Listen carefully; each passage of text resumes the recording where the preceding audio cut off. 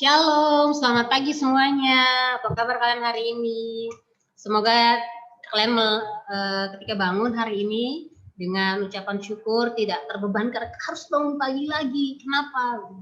Tapi bangun dengan penuh semangat dan sukacita karena tahu bahwa hari ini saya akan melakukan aktivitas saya bersama-sama dengan Tuhan. Nah, sebelum kita akan mulai chapel kita, Ibu Yeni mau mengucapkan selamat hari Natal dan Tahun Baru untuk kalian semua. Meskipun berbeda Natal kita kali ini, tetapi makna Natal itu tidak pernah berubah dan kasih Kristus juga tidak berubah meskipun di tengah-tengah pandemi ini. Jadi meskipun suasananya berbeda, tapi maknanya tetap. Oke, sebelum kita memulai, Ibu Yeni mau mengingatkan lagi untuk siapkan Alkitab kalian, kemudian catatan chapel kalian, dan jangan lupa setelah selesai dicatat nanti dikumpulkan ya. Kemudian nanti kita akan sama-sama memuji Tuhan, kemudian kita akan berdoa dan mendengarkan firman Tuhan, dan setelah itu kita akan sama-sama berefleksi. Jadi bukan cuma kalian, tetapi Ibu Yeni pun berefleksi ketika membaca dan merenungkan tentang kebenaran firman. Oke, kita akan sama-sama memuji Tuhan dari lagu yang baru, tapi lagu ini betul-betul memberkati.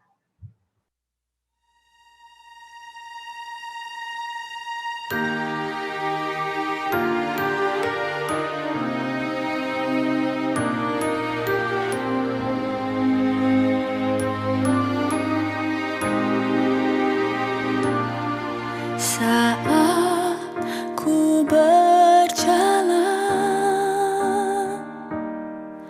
kasih-Mu menerangi langkahku. Tak ku bimbang, karena ku tahu Kau bersamaku. Kau lebih tahu yang terbaik bagiku. Kau lebih sanggup pulihkan hidupku. Ku berserah, ku percaya, hanya Yesus penolong yang setia.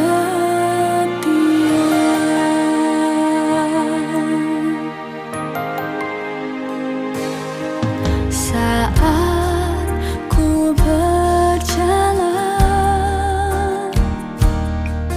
kasih-Mu menerangi langkahku. Tak ku bimbang, karena ku tahu Kau bersamaku. Kau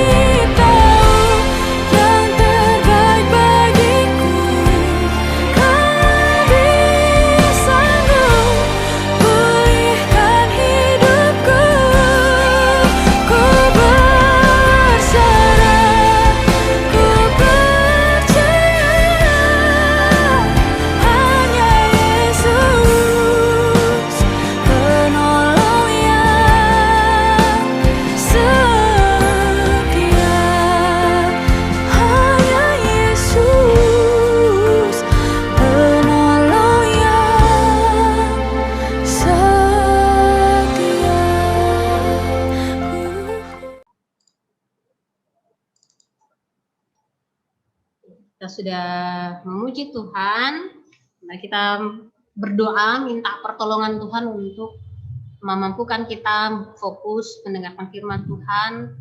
Kita minta pertolongan Tuhan untuk melembutkan hati kita dan minta pertolongan Tuhan untuk memampukan kita untuk menikmati chapel, menikmati Tuhan melalui chapel kita hari ini. Mari kita berdoa. Tuhan, kami bersyukur dan kami berterima kasih untuk setiap anugerah dan cinta-Mu yang besar buat kami. Oh Allah yang penuh kasih dan belas kasihan kepada kami Tuhan, sehingga hari ini Engkau masih berbelas kasihan, masih beranugerah kepada kami, untuk kami menikmati hari ini, untuk kami bisa mendengarkan firman Tuhan, untuk kami bisa memuji nama Tuhan Bapa. Tuhan, sebentar lagi kami akan mendengarkan firman-Mu. Bapa, mari beri kami kekuatan untuk kami bisa fokus mendengarkan kebenaran firman-Mu. Mari lembutkan hati kami Tuhan, sehingga firman yang kami dengar betul-betul mampu kami renungkan dalam kehidupan kami Bapa. Dan juga Tuhan, mari bantu kami untuk kami bisa menikmati Tuhan melalui chapel, melalui firman yang kami dengar, melalui doa-doa kami maupun melalui pujian yang kami naikkan. Mungkin kami sertai kami, mari bersama-sama dengan kami selama kami mengikuti chapel ini ya Bapak. Di doa dan harapan kami hanya di dalam nama kami berdoa. Amin. Oke. Tema chapel kita pada hari ini adalah Yesus meredakan badai. Ini diambil dalam Lukas 8 ayat 22 sampai 25. Tapi kisah yang sama juga itu terdapat di Matius 8 ayat 23 sampai 26 dan Markus 4 ayat 35 sampai 38. Tapi hari ini kita fokusnya ke Lukas 8 ayat 22 sampai 25. Mari kalian persiapkan Alkitab kalian, silahkan buka dalam Lukas 8 ayat 22 sampai ayat 25. Ibu ini bacakan di sini, tapi kalian juga ikut membaca di situ ya. Jadi tidak hanya berfokus ketika mendengarkan Ibu ini membaca, tapi kalian juga sama-sama membaca di tempat kalian masing-masing. Oke, Lukas 8 ayat 22 sampai 25 di bawah perikop angin ribut diredakan. Pada suatu hari Yesus naik ke dalam perahu bersama-sama dengan murid-muridnya dan ia berkata kepada mereka, "Marilah kita bertolak ke seberang danau." Lalu bertolaklah mereka. Dan ketika mereka sedang berlayar, Yesus tertidur. Sekonyong-konyong turunlah taufan ke danau sehingga perahu itu kemasukan air dan mereka berada dalam bahaya.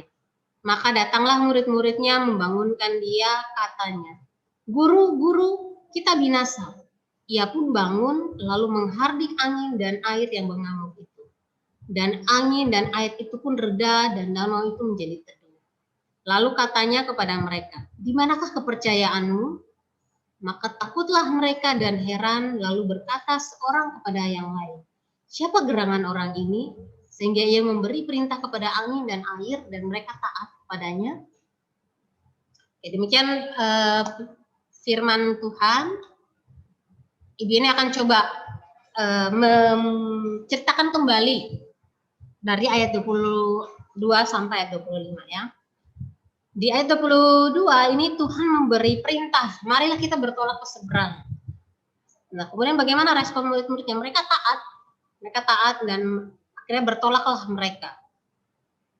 Kemudian di ayat yang ke-23, dalam perjalanan mereka ke seberang, tiba-tiba datanglah angin taufan, datanglah badai menerpa mereka.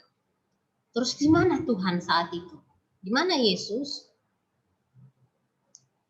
Yesus lagi tertidur di kapal.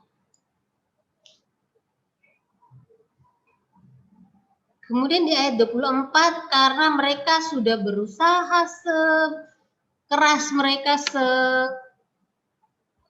mampunya mereka, tapi kapal mereka hampir tenggelam, akhirnya mereka mulailah membangunkan Yesus. Dengan kalimat yang kalau kita lihat di akhirnya dengan tanda seru.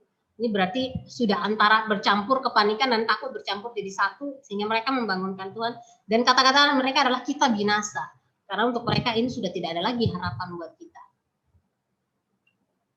Ketika Tuhan bangun, Tuhan meredakan angin badai yang begitu hebatnya, Tuhan tenangkan.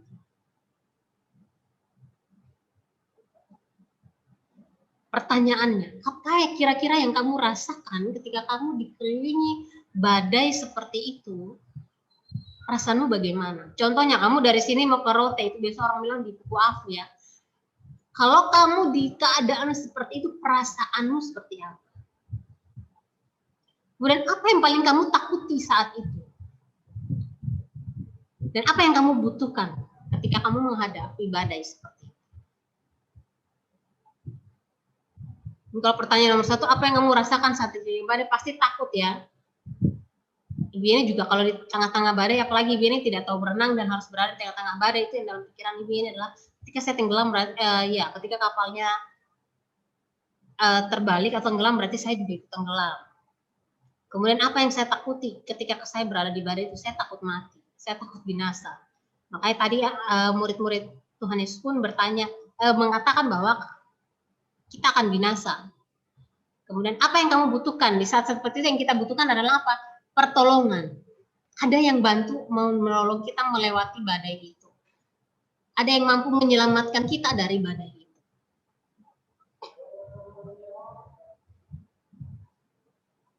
Kita akan sama-sama melihat bahwa danau yang mereka seberangi itu adalah Danau Galilea.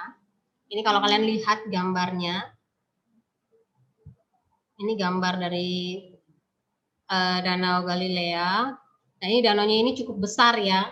Panjangnya itu 13 mil, ini dikilometerkan jadi 20,8 km. Kemudian lebarnya ini 12 km. Itu kalau diibaratkan dari mana ke mana ya, Ibu ini kalau membayangkan ukuran Ibu ini agak tidak ahli di bidang itu ya. Kemudian pertanyaannya, mengapa ada badai di situ? Nah, karena berdasarkan letak geografis dari Danau Galilea itu memungkinkan memang untuk angin yang kencang dan akhirnya menimbulkan badai. Dan para nelayan juga sering mengalami badai di situ. Tapi badai kali ini berbeda. Kenapa berbeda? Karena biasanya para nelayan bisa mengatasi perahu mereka, bisa mengatasi kapal, bukan meredakan badainya ya. Tapi mereka bisa mengatasi perahunya supaya tidak tenggelam, tidak terlalu banyak air yang masuk. Tapi kali ini berbeda. Semua teknik sudah dicoba ya, teknik pelayaran dan segala macam sudah mereka coba. Apalagi mereka yang tiap hari mencari ikan, di situ mencari ya para nelayan mencari ikan setiap hari, pasti mereka sudah sangat ahli ya. Tapi semua teknik sudah dicoba. Semua tenaga mereka sudah mereka kerahkan. Tapi kenapa belum reda juga? Karena mereka sudah tahu teknik-tekniknya, mereka sudah kerahkan semua tenaga mereka, semua kekuatan mereka sudah kerahkan. Tapi kenapa? Nah, untuk kita orang Kristen menghadapi yang namanya badai untuk kita itu ada 2, ada 3 ya. Yang pertama itu bagian dari konsekuensi dari dosa. Kalau kita melihat kembali kisahnya Yunus ini sama-sama mendapatkan badai juga ya dengan seperti Tuhan.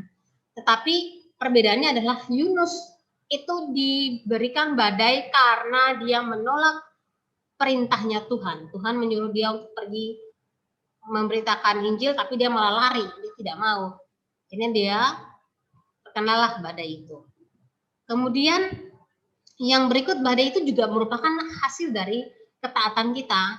Kalau kita baca di ayat 22 ketika Tuhan bilang, ayolah kita bertolak seberang. Murid-murid Tuhan Yesus tidak menolak atau tidak komplain. Mereka taat dan melakukan. Nah, ini seringkali kita merasa bahwa ketika saya mengikut Tuhan, ketika saya percaya kepada Tuhan, hidup saya akan baik-baik saja. Hidup saya akan enak-enak saja. Saya tidak akan mengalami yang namanya musibah. Saya tidak akan mengalami yang namanya penderitaan. Semuanya akan baik-baik saja. Tapi Tuhan tidak pernah menjanjikan kepada kita bahwa ketika kita mengikut Tuhan, hidup kita akan baik-baik saja. Tidak.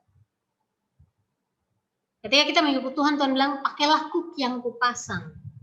Tuhan tidak pernah menjanjikan bahwa oke, ikutlah aku, maka kamu tidak akan bebas, kamu akan bebas dari semua penderitaan, kamu akan bahagia, kamu akan sukacita terus-menerus. Tuhan tidak menjanjikan seperti itu.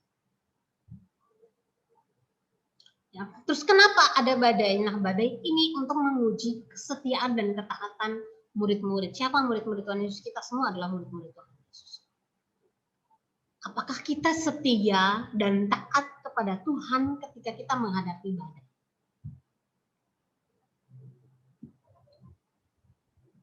Seharusnya sikap kita sebagai orang percaya ketika menghadapi badai adalah yang pertama kita berdoa.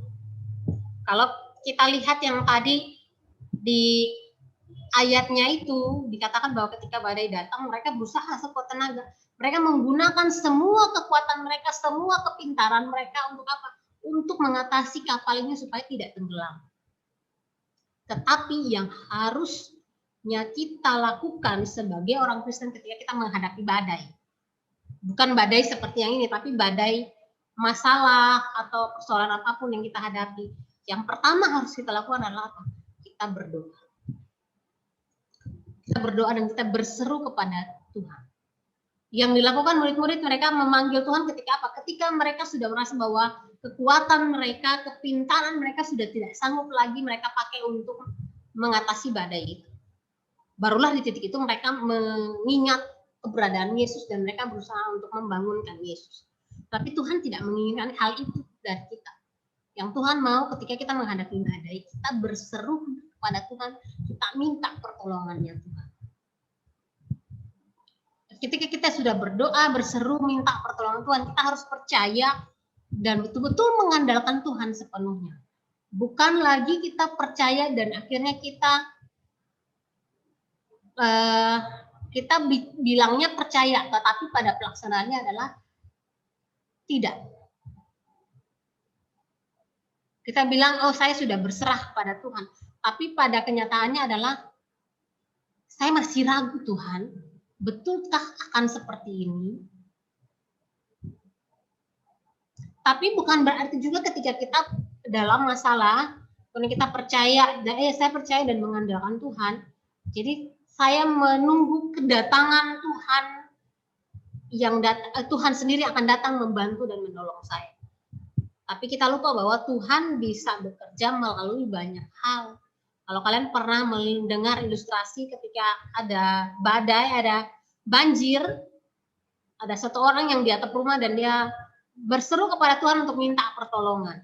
Ada batahan yang besar, batang pohon yang besar lewat, dibiarkan. Kemudian ada penolong datang dari tim penyelamat bencana datang, panggil tapi dia tidak mau juga karena dia mengharapkan apa? Mengharapkan Tuhan yang datang untuk menolong. Tapi kita orang Kristen percaya bahwa Tuhan itu bisa bekerja lewat berbagai macam cara dan lewat berbagai macam hal yang ada di sekitar kita. Jangan membatasi Tuhan dengan hal-hal yang menurut kita Tuhan akan menolong saya dengan cara begini-begini. Itu kita membatasi pekerjaannya Tuhan. Sedangkan Tuhan kita yang besar ini tidak bisa kita batasi dengan kita yang sedikit ini. Kemudian kita percaya bahwa segala sesuatu apapun itu yang terjadi dalam kehidupan kita, entah itu baik, entah itu buruk, semuanya dalam kedaulatan Tuhan. Sesuatu yang kita pandang baik, belum tentu itu baik buat Tuhan. Segala sesuatu yang kita pandang tidak baik, belum tentu itu tidak baik menurut Tuhan. Karena baik atau tidaknya itu menurut kacamatanya Tuhan, bukan menurut kacamatanya kita. Menurut pandangannya Tuhan, bukan menurut pandangannya kita. Karena apa? Kita cuman ciptaan. Bagaimana mungkin kita memandang sesuatu itu baik dan tidak baik menurut pandangan kita. Seharusnya pandangan yang kita pakai adalah pandangannya Kristus. Pandangannya Yesus yang kita pakai untuk memandang apakah itu baik atau tidak. Bukan pandangannya kita. Sama seperti ketika kita melihat Bibi lihat kelas, contoh di kelasnya Bibi ini lihat dari hanya sekelas ini. Tetapi Tuhan yang membangun sekolah ini, dia melihat dari atas, dia melihat semuanya. Sedangkan Bibi hanya fokus ke satu ruangan ini. Dan saya mulai berkomentar, ini kurang begini. Sedangkan Tuhan yang melihat keseluruhannya, dia yang lebih tahu ini harus seperti apa.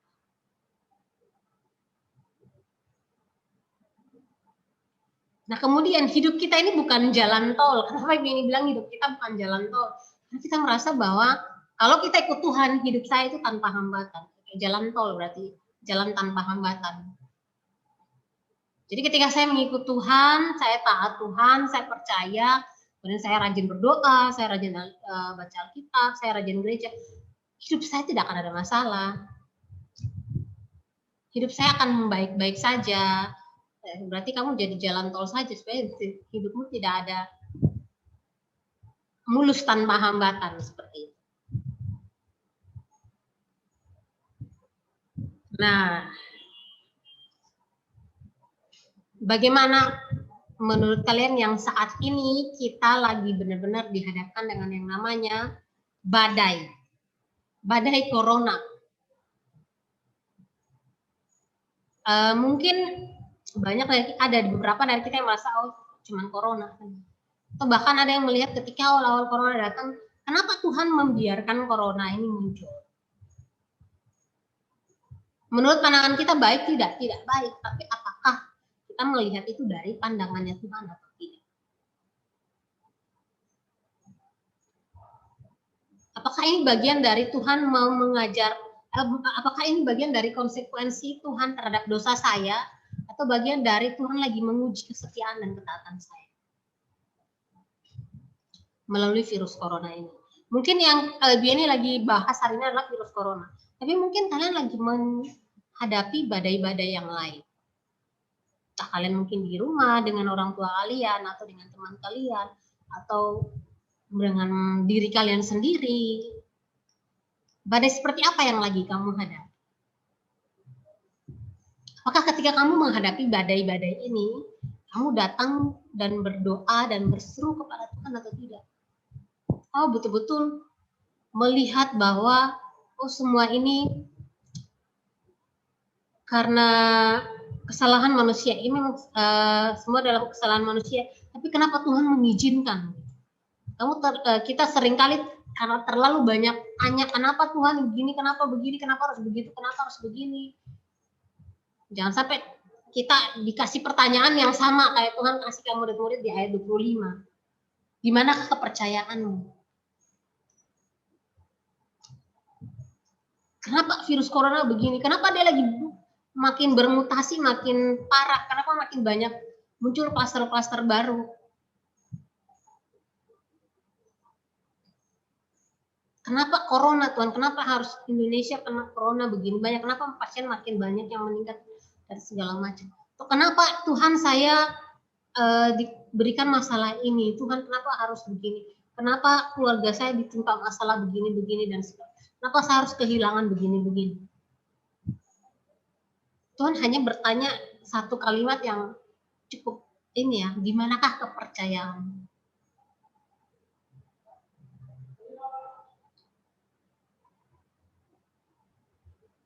Jadi mari kita sama-sama melihat kembali kehidupan kita ketika kita dihadapkan dengan masalah, ketika kita menghadapi suatu masalah, respon kita bagaimana?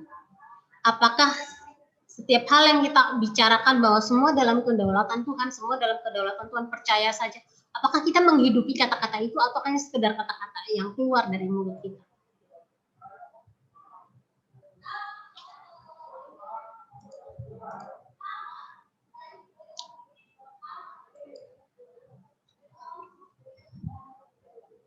Oke. Kesimpulannya yang pertama, hanya kekuatan Tuhan yang mampu meredakan badai. Kenapa? Karena alam semesta saja tunduk pada Tuhan. Alam semesta saja, badai yang begitu besar saja tunduk dalam kekuatannya. Ini Tuhan bukan lagi mau show off di sini, tidak. Tuhan tidak lagi mau memamerkan, lihat nih saya punya kekuasaan, tidak. Tapi Tuhan mau menunjukkan bahwa kemahakuasaannya Tuhan ini mampu meredakan badai. Kemudian ketika kita menghadapi badai, kita harus terus berjalan. Tapi bukan berjalan dengan kekuatan kita sendiri, bukan berjalan dengan kehebatan kita sendiri. tapi kita berjalan bersama Tuhan di tengah-tengah badai yang Tuhan izinkan terjadi dalam kehidupan kita. Karena kalau kita berjalan sendiri, sama kayak murid-murid Tuhan Yesus, sudah begitu banyak teknik yang mereka pakai. Mereka sudah sering berlayar, mereka sudah tahu banyak hal tentang teknik, bagaimana caranya mengatasi badai. Tapi apa? Tetap saja mereka tidak bisa. Kenapa? Kekuatan kita, kehebatan kita, kepintaran kita tidak akan mampu mengatasi suatu masalah tanpa pertolongan dari Tuhan. Ini menunjukkan bahwa kita sebenarnya adalah manusia-manusia lemah yang tidak bisa berbuat apa-apa tanpa Tuhan. Tapi kita menjombongkan diri bahwa kita bisa hidup tanpa Tuhan. Jadi marilah kita jangan jadi manusia-manusia yang sombong, yang memamerkan kekuatan kita di depan Tuhan yang punya kekuatan lebih besar dari kita. Jadi istilahnya kayak anak umur 1 tahun, dia bilangnya, lihat saya bisa angkat batu kecil ini, saya bisa angkat batu, bisa lempar. Terus kita yang sudah lebih besar dari mereka, angkat batu yang besar. Ibaratnya seperti itu. Kita memamerkan kekuatan kita di hadapan Tuhan yang lebih hebat lagi, lebih kuat lagi daripada kita. Kemudian percaya akan kedaulatan Tuhan. Apapun yang terjadi, entah itu baik, entah itu buruk, semua dalam kedaulatan Tuhan. Ini bukan hal yang gampang. Ini bukan tidak berbicara bahwa ini hal yang gampang, tidak. Susah, tetapi ketika kita dihadapi dengan sesuatu dan kita mempertanyakan ini, mintalah pertolongan Tuhan. Dan Roh Kudus sendiri yang akan membantu kalian untuk menyadari dan untuk menarik kalian kembali dan supaya kalian percaya bahwa hidupmu itu dalam kedaulatan Tuhan. Apapun yang kamu miliki itu semuanya dalam kedaulatannya Tuhan. Virus corona ada pun itu dalam kedaulatannya Tuhan. Kita dapat presiden Pak Jokowi itu pun juga dalam kedaulatannya Tuhan. Entah nanti Jokowi presiden atau tidak, semua dalam kedaulatannya Tuhan. Peraturan-peraturan perundang-undangan yang baru yang dimunculkan pun semuanya apakah di luar kedaulatan Tuhan? Tidak ada satu titik pun di dunia ini yang tidak dalam kedaulatannya Tuhan. Untuk membahas ini, Ibu Yeni mengingat bahwa pernah ada satu anak yang tanya ke Ibu Yeni, Ibu Yeni apakah percaya adanya suwangi? Kita di Kupang ini banyak sekali ya yang seperti ini. Kemudian Ibu Yeni juga berefleksi bahwa Ibu Yeni banyak sekali bertemu orang-orang yang merasa bahwa ketika ada yang sakit, mereka mengatakan bahwa itu sakit karena suwangi, kemudian dia meninggal, itu karena suwangi itu. Tetapi satu hal yang Ibu Yeni yakini bahwa kehidupan manusia, kematian manusia itu dalam kedaulatannya Tuhan. Tidak ada satu kekuatan pun di dunia ini yang bisa menggantikan kedaulatannya Tuhan atau mendorong kedaulatan Tuhan.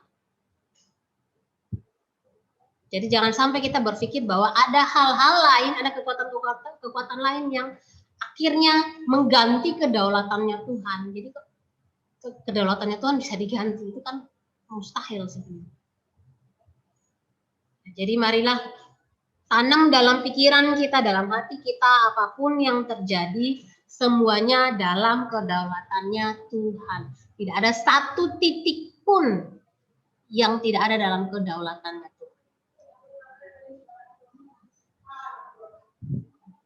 Kemudian pertanyaan refleksi. Marilah kita sama-sama berefleksi. Mampukah kita ini tetap tenang ketika kita berada dalam badai dan Tuhan berkata tenanglah? Mampukah kita tenang di saat seperti itu? Atau malah ketika Tuhan berkata kita untuk tenang, malah kita tidak mendengarkan suara Tuhan yang Tuhan mendengarkan suara Tuhan ketika Tuhan berkata tenang, karena kita terlalu fokus kepada badai. Telinga kita, hati kita fokuskan kepada badai yang kita hadapi, sehingga kita tidak mendengar katanya Tuhan tenanglah. Kemudian yang berikut adalah seberapa besar kamu percaya akan kekuasaannya Tuhan dalam kehidupan kamu. Ketika kamu percaya bahwa mempercayai tentang kekuasaannya Tuhan, kamu akan melihat bahwa ketika saya menghadapi badai apapun, Tuhan yang akan memampukan saya, Tuhan yang akan menguatkan saya. Jadi ini chapel kita hari ini, biarlah di tengah-tengah pandemi ini kita betul-betul percaya bahwa semuanya dalam kedaulatannya Tuhan, dan kita pergunakan badai ini untuk kita berdoa. Mungkin ini adalah caranya Tuhan mengingatkan kita untuk kita terus berdoa, untuk kita terus bergantung kepada Tuhan. Mari kita berdoa. Tuhan, kami mengucap syukur untuk firman-Mu, kami mengucap syukur untuk renungan-Mu. Kami mohon ampun Tuhan jika selama ini ketika kami menghadapi badai, kami melupakan Tuhan dan kami mengandalkan kehebatan dan kekuatan kami. Mari terus ingatkan kami Tuhan bahwa setiap badai, setiap apapun yang kami lalui, kami bisa melewatinya ketika kami berseru dan kami bersama-sama dengan Tuhan. Tuhan, biarlah firman yang sudah kami dengar, Tuhan tetap berkati sehingga bisa menjadi berkat buat kami dan kami mampu terus-menerus mengingat dan merenungkan itu. Ini doa dan harapan kami, hanya di dalam nama kami berdoa. Amin.